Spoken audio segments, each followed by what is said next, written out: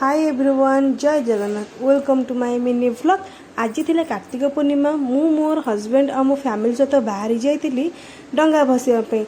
आम जटणी ये बुढ़ापड़ा मंदिर बहुत फेमस मंदिर, आपण मैंने मत जानी। तापर आम दी जगह ये डंगा भसईदेलु। ता सहित मो पुओ आ मो झील मिसिक डंगा भसईदेलु।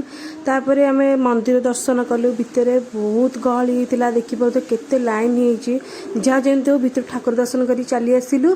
ठाकुर दर्शन कर सारापर पाखरे थी बेढ़ा परिक्रमा कलु। तापर माँ पार्वती की दर्शन करके चली आसिलु। लबणगिरी जगन्नाथ मंदिर बहुत फेमस मंदिर, आपण मैंने भी जानी देखि थे आसिक मु तो निश्चय कहबी विजिट करंतु। मंदिर बहुत सुंदर मंदिर।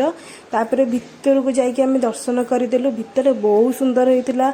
आज ठाकुर को बहुत अपूर्व दृश्य आम दर्शन करके आसिलु। बहुत शांति लगिला।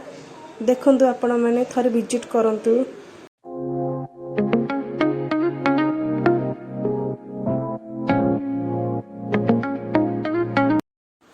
तापर आम दुई जाक मिसिक दीप बसई देलु मंदिर बाहर।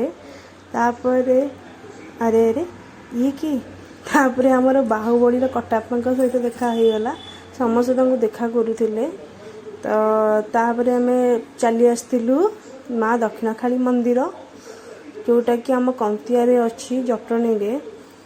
आपण मैंने भी ये आसिक देखंतु बहुत सुंदर मंदिर, प्रत्येक ठाकुराणी। तापर एमती किसी दृश्य थिला मंदिर भितरर।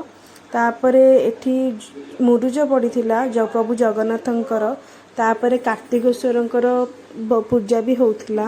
आम दर्शन कर घर को चली आसलु। आपण मानकु आज दिन केमती लगिला कमेंट करी कहबे।